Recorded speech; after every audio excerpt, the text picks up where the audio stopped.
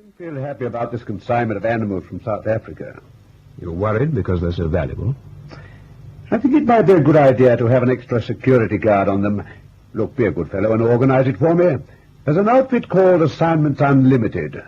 Ring them at Grosvenor 5995 and make an appointment. They're in the West End, 33 Half Moon Street.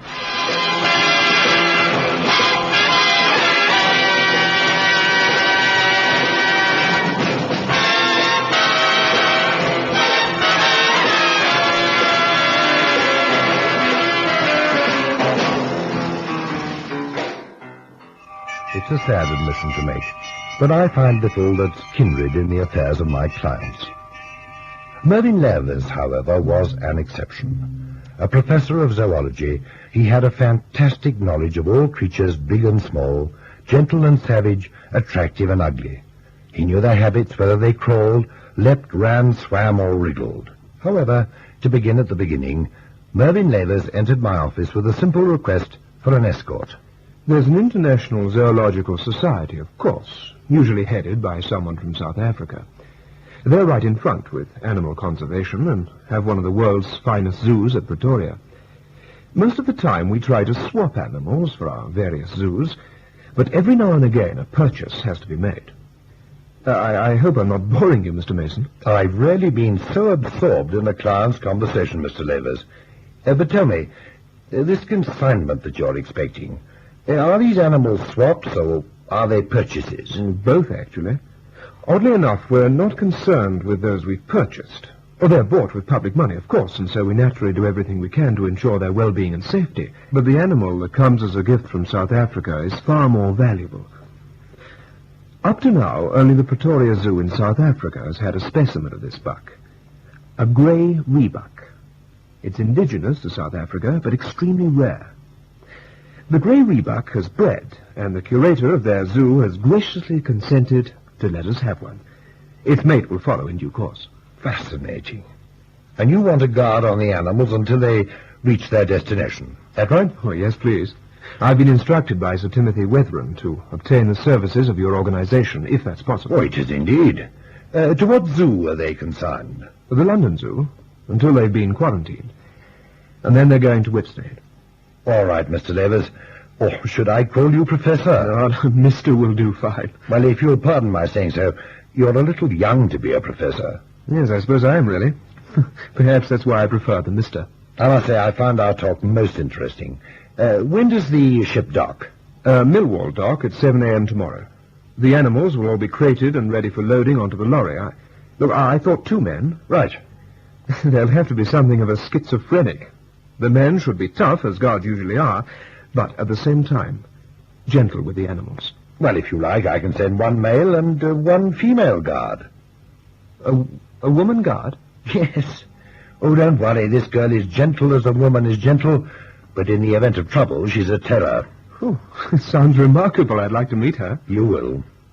I'll have her leave with the male operator. Cannon is his name, by the way. The girl is called Gail Hamilton. Right. Well, look, I must be on my way. Thanks for everything, Mr. Mason. It's been a pleasure. And that was all I ever saw of Professor Levers. The animals were loaded onto the truck, and Cannon drove out onto the road towards the London Zoo. He, Gail, and Professor Levers were all crammed into the front seat. The day was hot and sultry. Yours must be an interesting occupation, Professor. Yes, it is. But then so's yours. I've never met a girl guard before. Well, she's a girl guard because she's too long in the tooth to be a girl guide. Ignore him, Professor. He's from the Midwest in the States. They reared him on corn. Tell me something about the animals. Yes, I will, but you must stop calling me Professor. When you say it, it makes me feel 90. Now, just call me Hey. What is it, Professor? Cannon? Yeah? Pull him to the side quickly. I think he's having a heart attack. Okay. Hurry now. Help me to get him onto the pavement. Throw that coat out that's hanging over the seat. Okay. Come on. All right. Put him down on the pavement. There. Now take a look at him. He's dead. Dead? But Can't you revive him? Oh, it's hopeless. Cannon, how terrible. But, well, what is it? Was it his heart? Must have been. But to go so quickly, he must have been suffering from a heart condition for a long time. And yet, Yeah? he doesn't look like a heart case. His coloring. Look, I'll stay with him. You go and ring for an ambulance. Okay. Yes, look, there's a booth across the road. Hurry. We'll have a crowd of morbid spectators here in a minute. I'm on my way.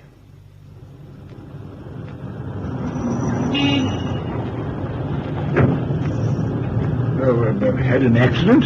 Serious one, I'm afraid. Heart attack. Anything I can do? Hey, that's Mervyn Lavers. Good gracious. Do you know him? Well, of course I do. He's with me at the Zoological Gardens. Oh, that's where we were taking the animals in the truck. Is he all right? I'm afraid not.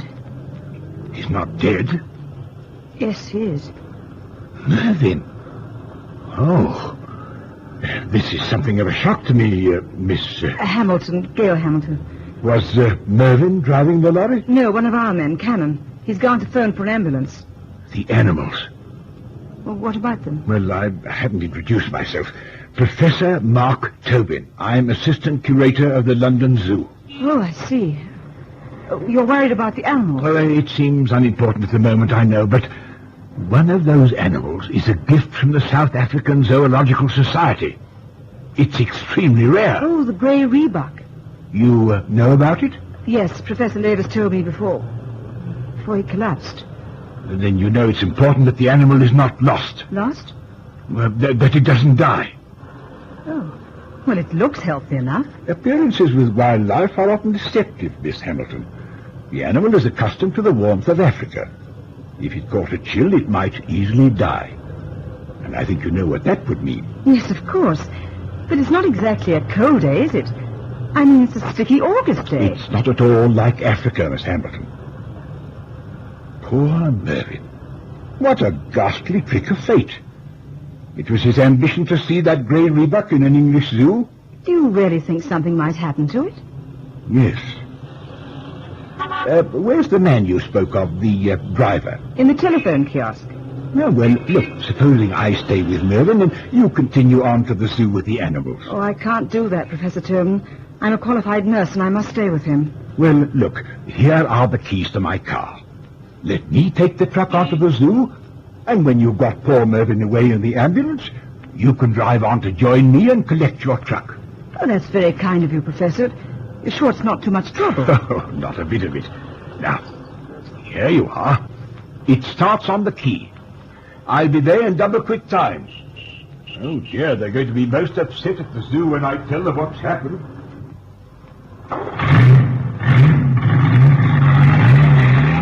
Hey, where's he going with the truck? Don't panic.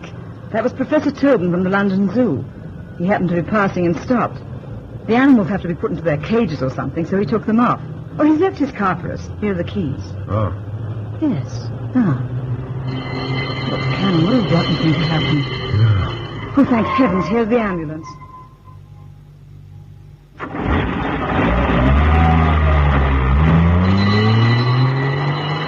Go on, kid. I know how you feel. Let's get on to the zoo. Do you think I should have gone with them? Duty first, baby.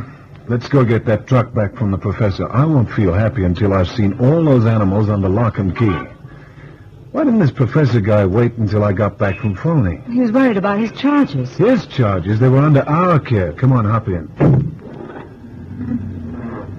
I can't think why you should be so suspicious. The man left his car. He knew all about the grey rebuck. I've got a suspicious, nasty nature. I wish I'd never come on this lousy assignment. Oh, now in language.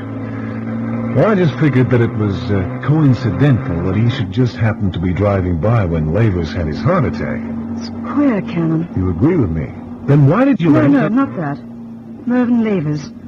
He didn't look like a heart case, and yet to go so suddenly. What else could it be? Or maybe you figured somebody shot him with a poisoned arrow. Cannon, they're flagging us into the curb.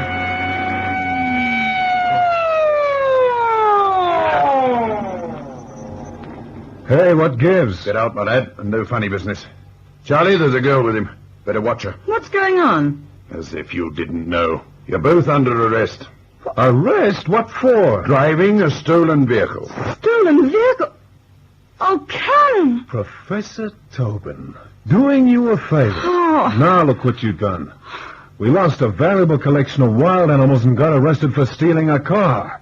Enough trouble for one morning? Baby, all that can happen now is the atom bomb.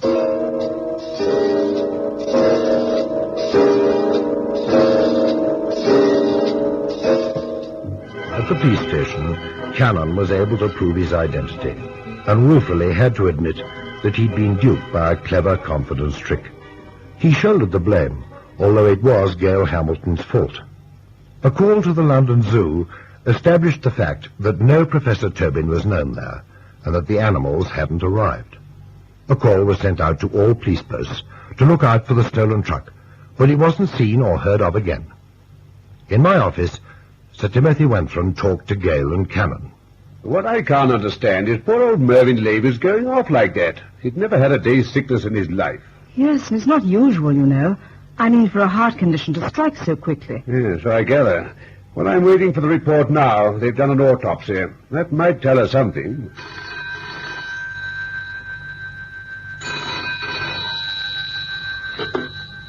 Yes? I see, yes. Yes, put him on. The police. Yeah. Some information, I expect. Hello? Yes, speaking. Oh, good day to you, Inspector.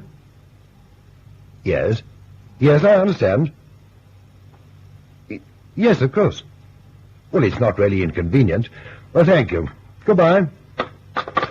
News of the autopsy? Yes. Lavers died as the result of a virulent poison introduced into his body by some means unknown. Poison? Yes, apparently it's a nerve poison and kills a man in a matter of seconds. Great Scott, but how and who? Well, that's what the police want to know. He was in that lorry all the way from the docks. How long had you been driving before he collapsed, Miss Hamilton? Oh, 10 minutes or so. You didn't stop for anything? Gave no one a lift? Absolutely nothing. But the poison, they say, takes a second to act. You and Cannon were the only other people in the lorry with him. It's hard to conceive, but did he take anything, put anything into his mouth? I told you, Sir Timothy, he was chatting to us. He dropped down right in the middle of a sentence. Why are you looking at me like that? Gail, the police say that you and Cannon are not to leave the country for any reason whatever. It's pretty obvious that Mervyn Lavers was murdered. Sent Gail and Cannon home and told them to relax as best they could. Gail was stunned by the news, and Cannon, he just looked into the air, his brows knitted in thought. A man had been murdered, and the motive was sticking out a mile: robbery. The theft of an animal of incalculable value. But what use would that animal be to anyone? Well, I retired for the night. I couldn't sleep, and so answered at once when the phone rang by my bedside. Mason? Hello, Chief. Can't sleep, huh? No, I can't. Now, how did you guess? Well, you answered the phone so fast. Look, Chief, I figure that Gail and me, we're in a bit of a spot. I rang the cops and said I had a bit of an idea, but they didn't want to talk to me. Gave me the impression that they'd like to go ahead in their own way, and that, well, I was one of the suspects. Well, you can't blame them, Cannon. There's motive, and you were with the poor fellow when he died. Hey, well, now, wait a minute. You Oh, don't of think... course I don't. What would you do with a grey Reebok? Look, Chief, I want the okay to mosey around a bit. I want to go down to the docks and see if I can't check the passengers on that ship that brought the animals over. Was it a passenger ship? Yeah, 10 passengers and cargo. They limit it so that they don't have to carry a ship's doctor. Why do you want to check the passenger list? Just a hunch I got. Oh, it's all right with me, of course. Okay, thanks, Chief. Try and get some sleep. Night.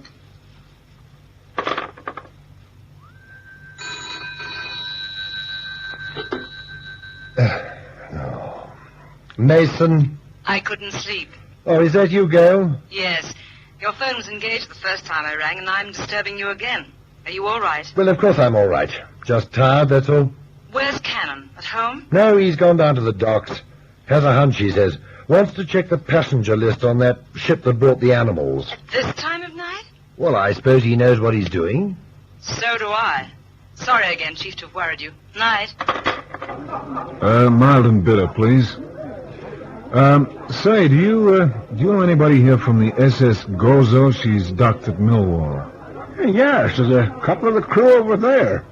Ask that big, fair-haired one. Yes, his name's Billy Johnson. Good fella. Mild and bitter, tuna tenner. There you are. Thank you.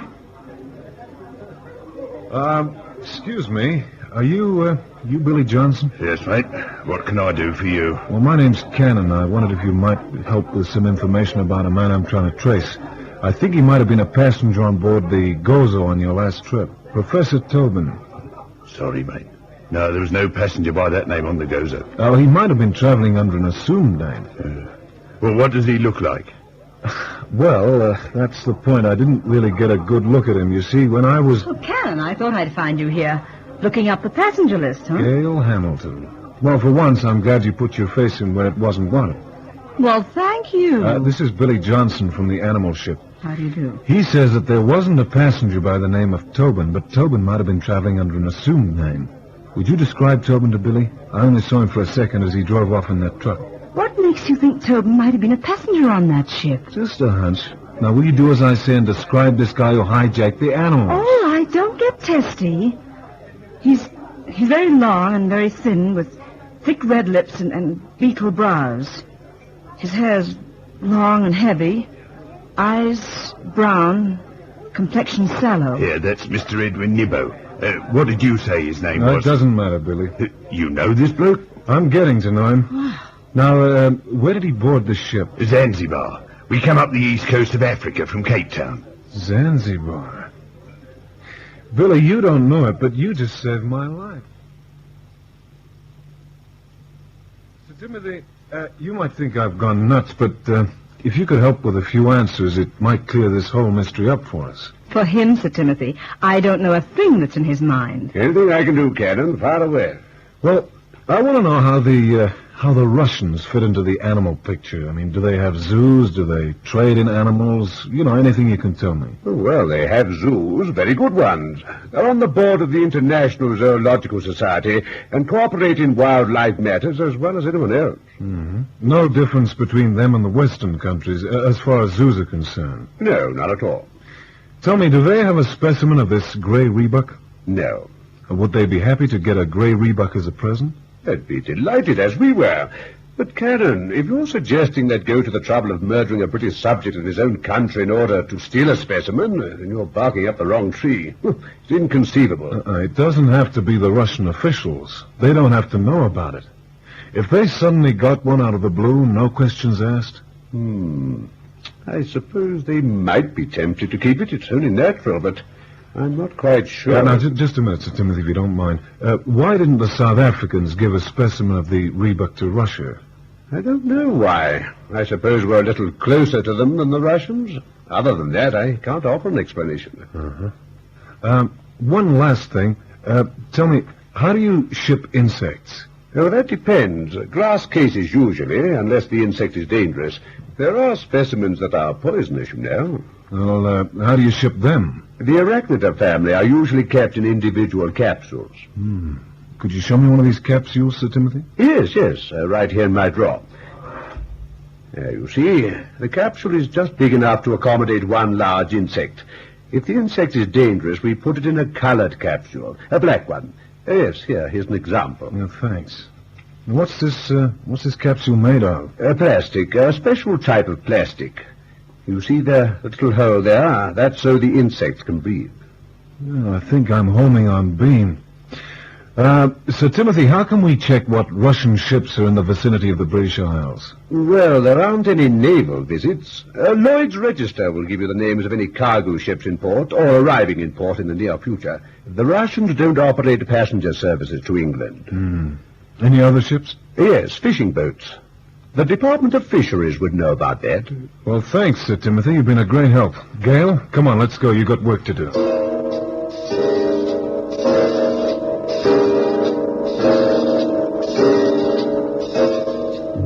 Gail Hamilton's various telephone calls established the fact that cargo vessels from Russia were tied up in the Thames, and that a fishing fleet was due off the Scottish coast the following day.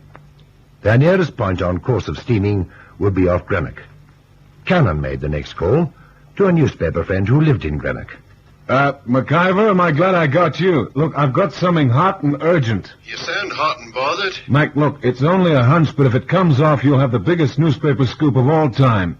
The animals that were stolen on their way to the London Zoo. Did you read about that? Aye, of course I did. Well, I've got a feeling that they may be released in the Greenock area sometime today. Will you put out an alert for people to watch out for strange animals running around? I will. I'll get working on it right away. Great, Mac. So long. Bye.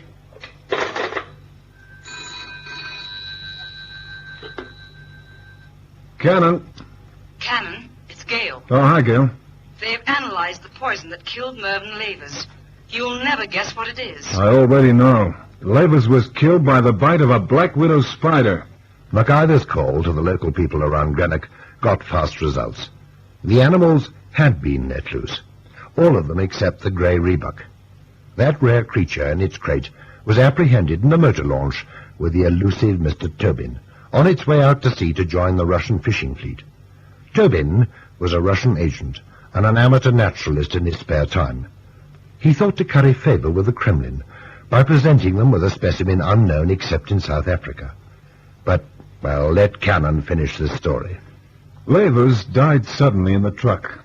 Tobin was following behind in his car. Now, how could Tobin be sure of the time, give or take 5 minutes, when the spider would strike?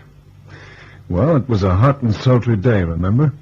Tobin transferred his spider to a capsule made not of plastic, but of thin wax. He slipped this capsule into Lavers' hat when he was busy with the animals on board ship. In the truck it was hot. The heat of Lavers' body melted the wax and released the spider. I figured that was the only way it could have happened, and I knew I was right when I found out that Tobin traveled on the animal ship with the black capsules. So now you know why the story was called A Widow in Black.